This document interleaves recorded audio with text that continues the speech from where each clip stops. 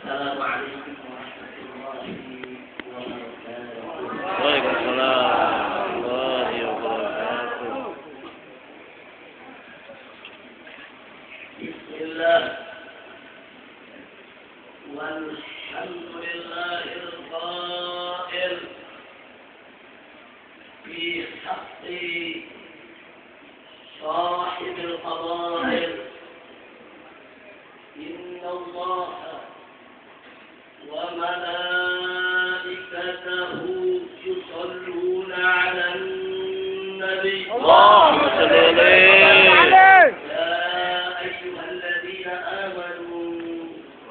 صلوا عليه وسلموا تسليما. اللهم صل وسلم وبارك عليه وعلى آله وأصحابه.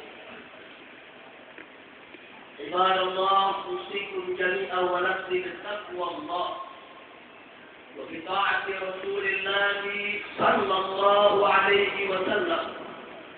ونسأل الله سبحانه وتعالى أن يهدينا إلى صراطه المستقيم ويجعلنا من المتقين ويدخلنا جنته جنة النعيم بحق سيد المرسلين والحمد لله رب العالمين.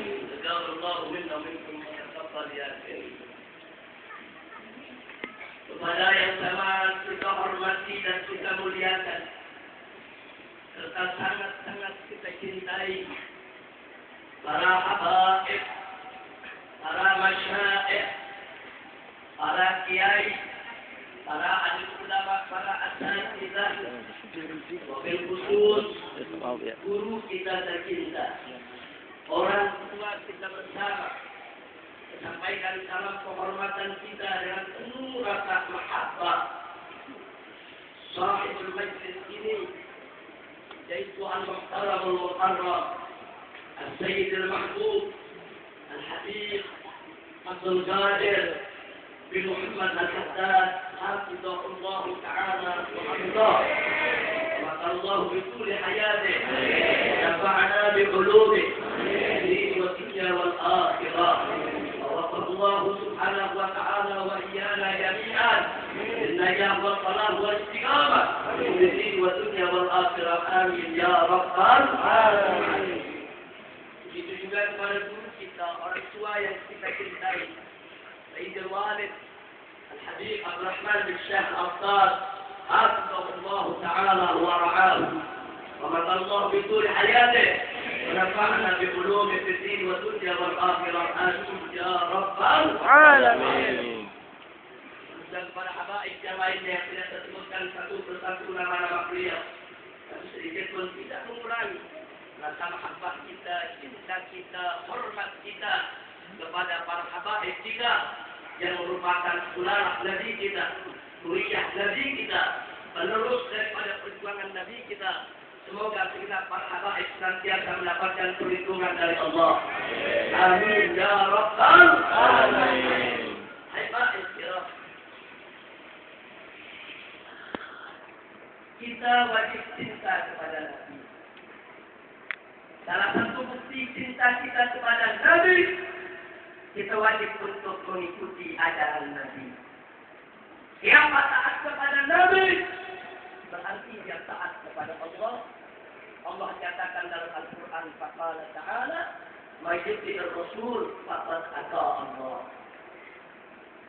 Tidak sampai di situ, Allah juga mengingatkan kita semua bahwa apa saja yang Nabi ajarkan kepada kita ambil amalkan, dan apa saja yang Nabi larang untuk kita melakukannya, Allah mengingatkan kita agar kita segera meninggalkannya.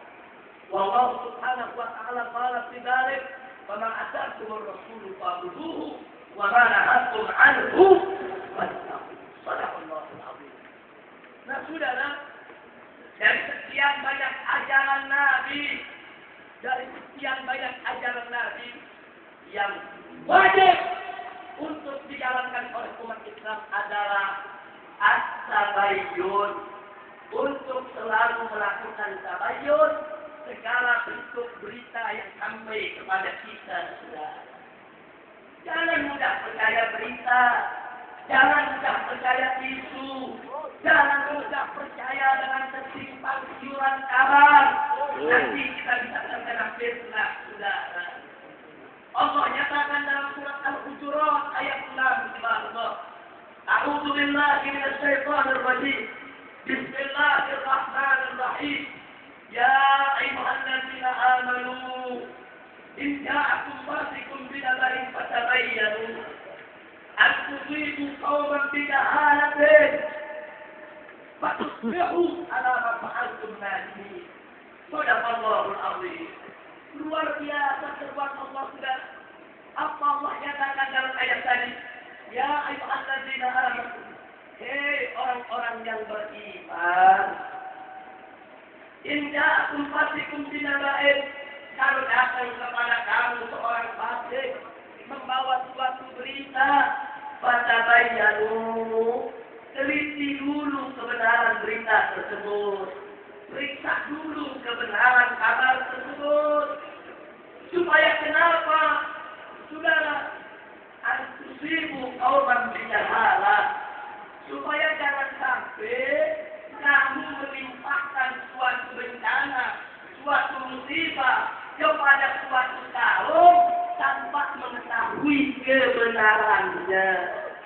Tidak sampai di situ.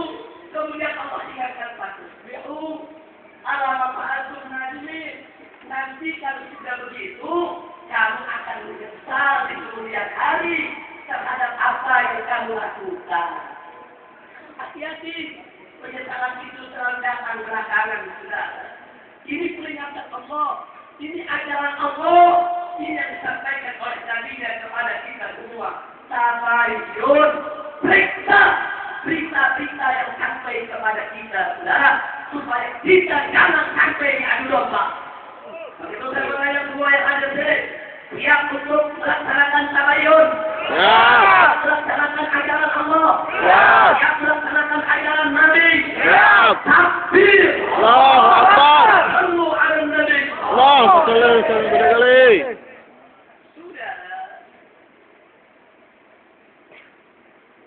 Kemarin pada hari Sabtu ada kejadian luar biasa yang menjadi berita nasional. Bahkan akibat berita tersebut, saudara, kita punya orang tua tercinta, Al-Habib Salim Asy-Syadzili dari Tarikh Hadramut langsung telepon kepada saya, saudara.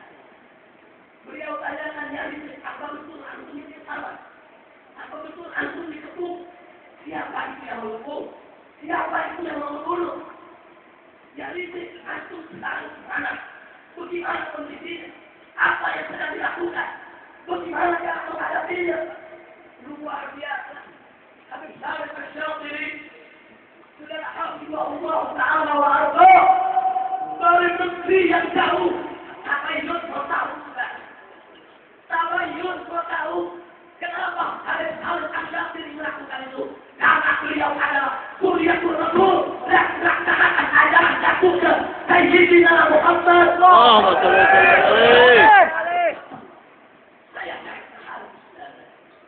Saya jelaskan satu persatu kejadian yang baiklah dengan Rasul. Dan saya tidak lupa untuk meminta doa beliau. Doa beliau bermuslim. Doa itu adalah senjata orang yang beriman. Doaku beribadah. Doa itu adalah fakta dan sumsumnya ibadah. Saya untuk kamu minta doa. Tidak ada yang bisa menolong ketaatan Allah kecuali doa, saudara. Doa itu merupakan senjata kita semua. Dari kejauhan beliau doakan, panjang beliau doakan untuk keselamatan semua, untuk keselamatan umat Islam agar tidak dibincangi oleh orang-orang kafir dari bumi ini, saudara. Semoga Allah memberikan kemenangan kepada kita. Amin ya Rabbal Alamin. Dengan modal doa Habib Salim tadi, begitu juga habaib lainnya, kiai-kiai lainnya, kita berdiri tegak untuk menghadapi segala tantangan. itu merupakan satu energi kekuatan yang luar biasa. Maka itu saya langsung dengan kawan-kawan, para habaib dan para kiai di organisasi yang saya pimpin melakukan langkah-langkah. Sedang kami melakukan langkah, saudara.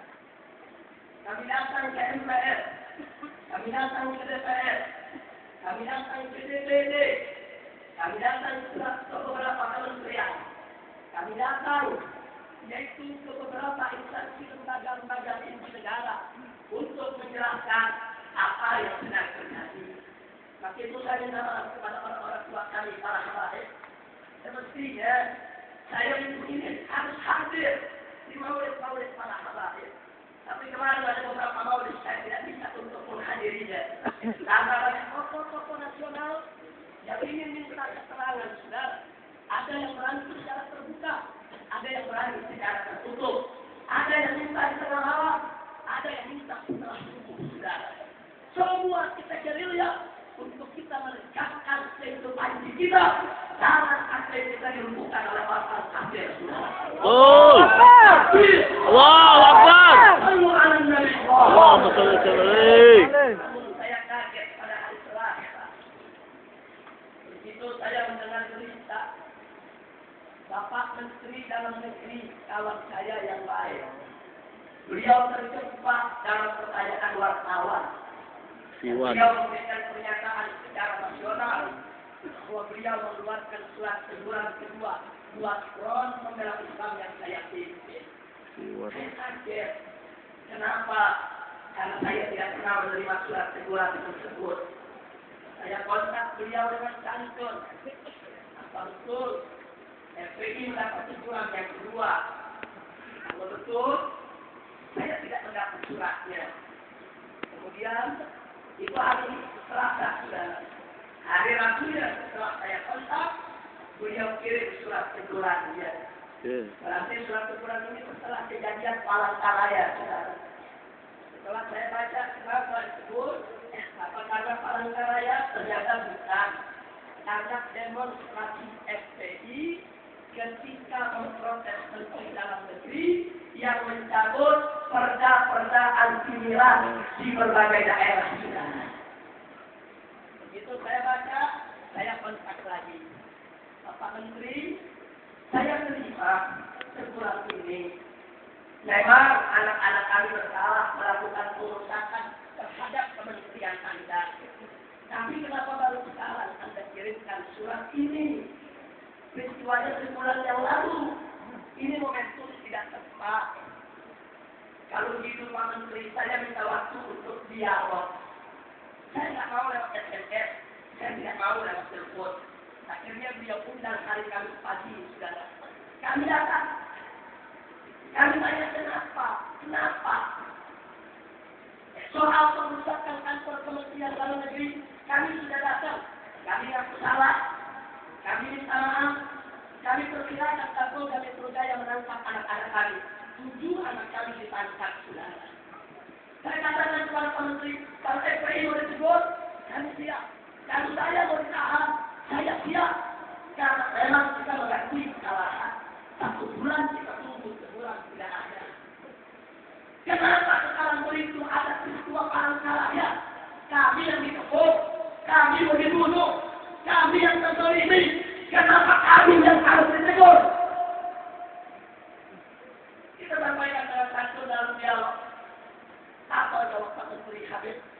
Anda tahu sendiri tekanan media luar biasa. Saya katakan, Pak Menteri, bukan Anda saja yang tertekan, kami juga tertekan. Kalau Anda merasa tertekan, baik. Kenapa Anda tidak panggil kami dari aneka tanah tentang apa yang terjadi? Apa Anda tahu apa yang terjadi? Dengan jujur Pak Menteri menjawab, saya tidak tahu apa-apa yang terjadi di Palangkaraya. Kamu tidak tahu, Pak. Bapak bisa telepon saya. Bapak punya nomor telepon saya. 24 jam Anda panggil saya datang untuk kepentingan kerjaan. 24 jam kalau Anda panggil saya datang untuk kepentingan agama. Nah, kemudian setelah itu mulai saya jelaskan. Itu saya mau tanya dulu, kira-kira alasannya perlu saya sampaikan di sini tidak? Perlu. Sampaikan tidak? Perlu. Yang untuk mendengarnya secara singkat saja. Ya. Allahu Akbar. Perlu ada dari. Allahumma shalli alaihi. Pak Menteri, ada 3 masalah di Kalimantan Tengah yang membuat Gubernur Kalimantan Tengah yang bernama Teras Salam dan suku Dayak Kristen mereka gerak terhadap FPI, saudara. 3 saya katakan. Yang pertama, dalam 1 tahun terakhir ini kami melakukan dakwah keliling Kalimantan Tengah. Kami keluar masuk hutan, kami masuk pelosok-pelosok, kami sebarkan yaitu dakwah sebagaimana yang semestinya harus disampaikan oleh para habaib. Dan kami bangkitkan persatuan mereka tanpa suku, bagaimana yang Madura dan Dayak damai, bagaimana yang Banjar dan Dayak masyarakat Muslim berdamai.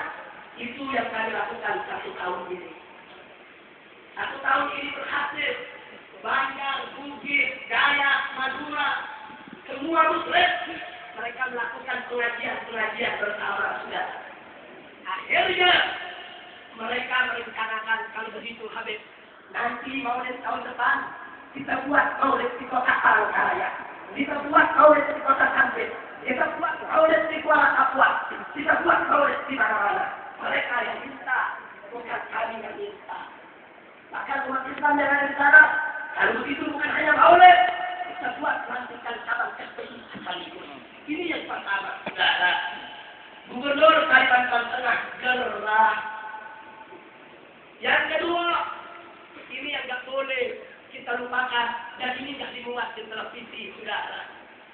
Anda tahu ada ribuan suku Dayak Semuya, lahan tanahnya puluhan ribu hektar diambil oleh pengusaha kafir. Rakyat menuntut gubernur melindungi si pengusaha.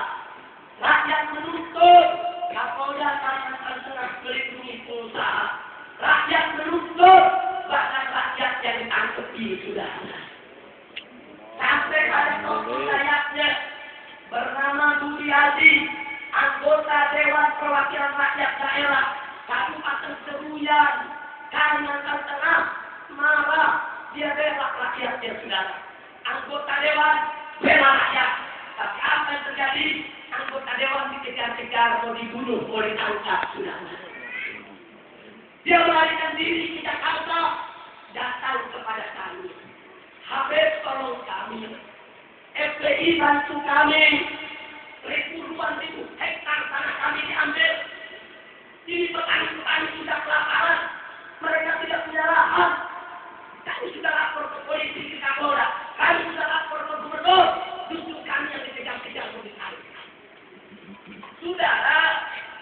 Saudara, tentunya kita kalau orang-orang datang minta pertolongan, wajib untuk kita tolong, saudara. Manakala kita mampu untuk melakukannya. Betul! Betul!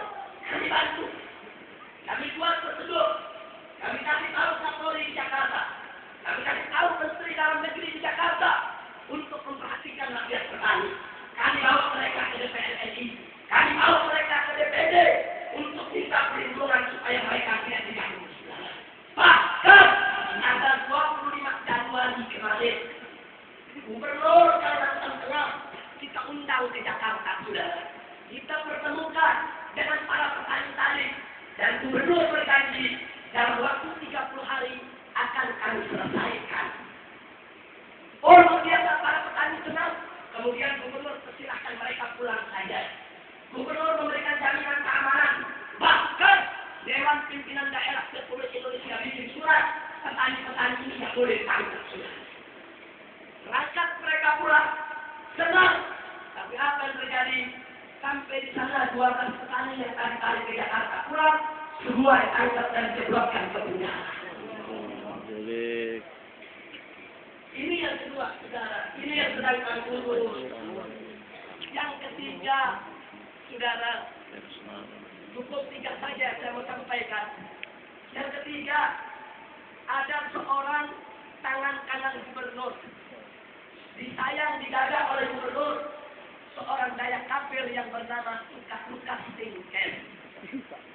ini terpidana korupsi. Dari tahun 2007 diadili oleh pengadilan negeri, divonis 1 tahun penjara dan denda 50 juta. Dia tidak terima. Naik banding ke pengadilan tinggi, saudara. Pengadilan tinggi menetapkan vonis yang sama. Dia tidak kuat, dia naik kasasi ke Mahkamah Agung. Di Mahkamah Agung ditambah vonisnya jadi 2 tahun, saudara. Ditambah denda 400 juta rupiah. Saya sampaikan kepada Pak Mendagri hari kemarin. Begitu diputuskan MK, dia tidak terima, dia ajukan kasasi. Dalam putusan kasasi, PK-nya ditolak, saudara. Sehingga dia tetap harus dipenjara 2 tahun, saudara. Begitu jaksa menangkap, dia nggak mau ditangkap. Dia merasa dia pimpinan rakyat di Kalimantan Tengah. Tidak boleh ada tentunya. Dan gubernur minta supaya orang ini tidak ditahan dulu, saudara. Kapan itu putusan MK agak 13 November tahun 2010. Sudah hampir 2 tahun, saudara. Masyarakat di sana datang lagi ke FPI. Tolong Pak, ada koruptor di tempat kami. Sudah divonis, mestinya masuk penjara. Nggak ada jaksa dan polisi yang berani tangkap. Ini sudah ya kami sudah urus. Jadi kesimpulannya, kenapa kami datang ke Palangkaraya?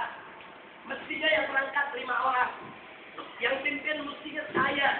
Tapi karena sehari sebelumnya saya tes up, berobat ke Dr. Soleh Asegaf. Dr. Soleh menyarankan agar saya tidak melakukan kegiatan di luar kota. Berbahaya, faktor kesehatan. Saya disuruh istirahat selama 6 bulan. Akhirnya saya batalkan, maka rombongan dipimpin oleh Al-Habib Ahmad bin Muhsin Al-Attab. Didampingi oleh Kiai Haji Ahmad Sobri Lubis, Kiai Haji Awil Mashhuri, dan Ustaz Maman Saudara Suryadi. Berangkat mereka sana untuk apa? 1. Untuk peringatan Maulid Nabi. 2. Untuk pelantikan calon FPI. 3. Untuk menagih janji gubernur. Mau nanya, kenapa 12 petani ditangkap? Kan kemarin ketemu di Jakarta. Katanya janji nggak ditangkap. Yang keempat, kami mau datang ke kejaksaan. Kenapa Lukas Tingkat tidak ditangkap? Putusannya sudah inkrah sejak 2 tahun yang lalu. Saya mau tanya, FPI datang ke sana, saudara, untuk memperingati Maulid Nabi, salah tidak? Tidak. Salah tidak? Tidak. FPI datang ke sana untuk membela petani yang didolimi, salah tidak? Tidak. Salah tidak? Tidak. FPI datang ke sana meminta kepada kejaksaan untuk menegakkan hukum, salah tidak? Tidak. Salah tidak? Tidak. Tapi di mata gubernur FPI salah sudah. Kenapa? Karena kalau FPI sampai turun, datang, mereka takut komplot mereka terbongkar.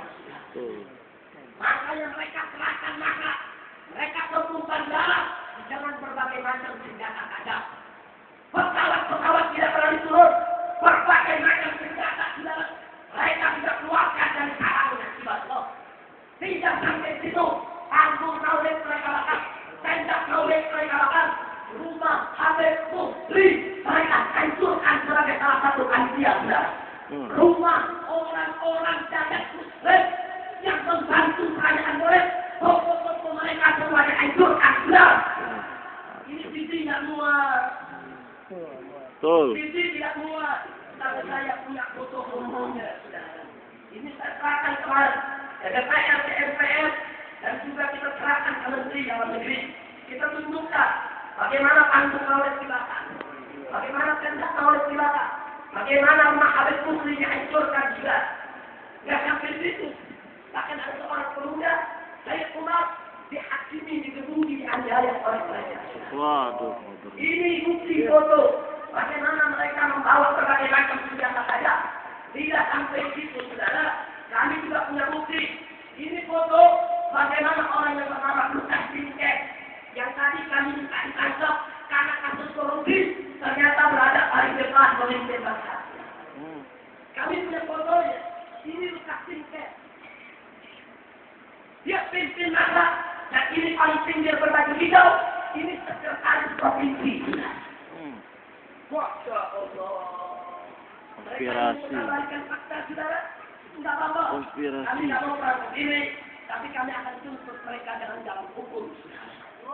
Setelah Menteri Dalam Negeri tahu, Menteri Dalam Negeri minta maaf. Ya, kita terima minta maafnya. Tapi ini harus jadi pelajaran. Jangan bicara dulu kalau tidak tahu. Betul? Betul. Betul? Betul. Karena itu kami tidak akan berhenti, saudara. Kita akan terus berjuang. Ini salinan putusan Mahkamah Agung, saudara. Ini sudah kami serahkan ke Menteri Dalam Negeri. Ini putusan resmi dari Mahkamah Agung.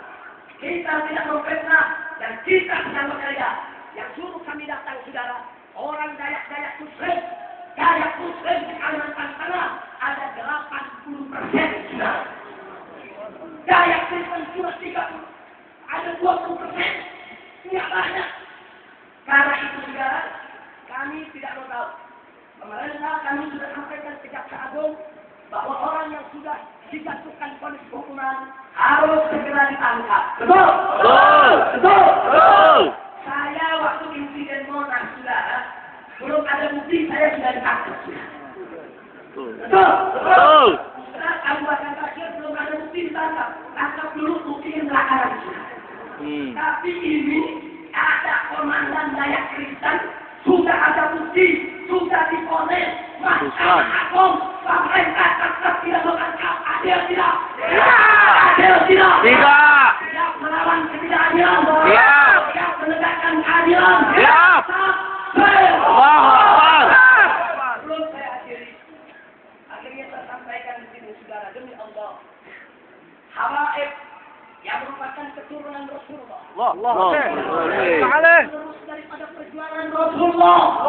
Sudah berjuang mereka akan mundur. Walaupun harus mengorbankan nyawa, harus mati bersintas jalan. Demi Allah, kami akan tetap berjuang melawan kezaliman. Kami akan tetap berjuang melawan kemurkaan. Kami akan tetap berjuang untuk menegakkan keadilan. Walaupun kami harus mati bersintas jalan. Allahu Akbar. Allahu Akbar. Saudara, kalau kali ini soal habis dibunuh karena membela kebenaran, karena membela agama, besok ada ribuan habis yang lainnya yang akan melanjutkan perjuangan untuk melawan musuh-musuh Islam. Betul. Allahu Akbar. Siap membela Allah. Siap membela Rasul. Siap. Siap membela agama. Siap membela Islam. Siap.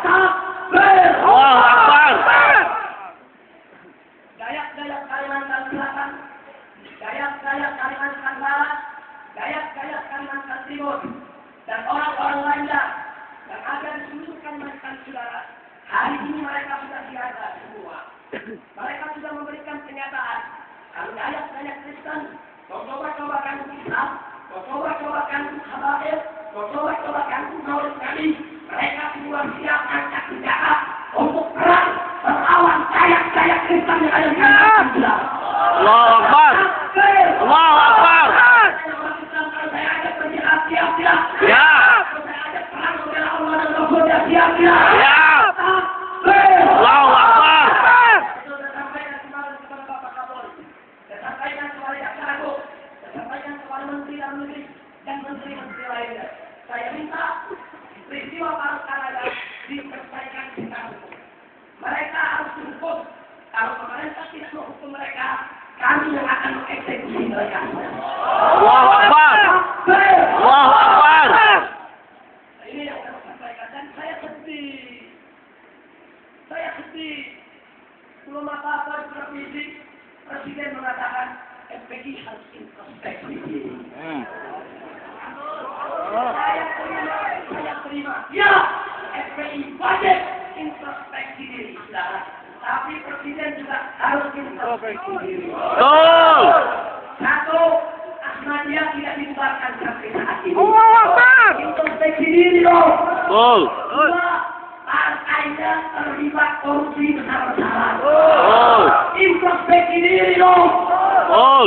Saudara, kemarin Anda lihat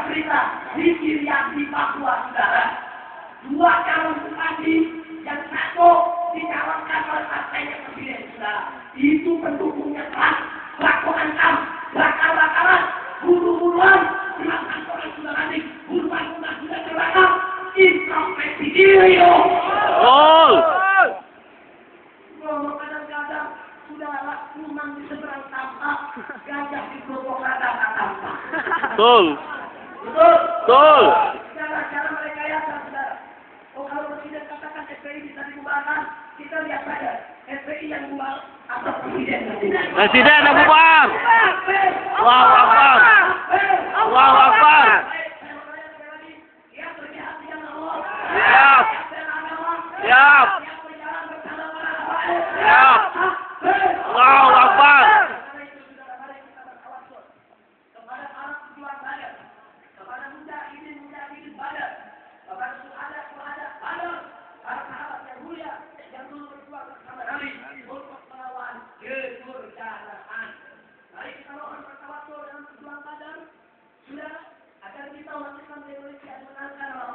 Amin.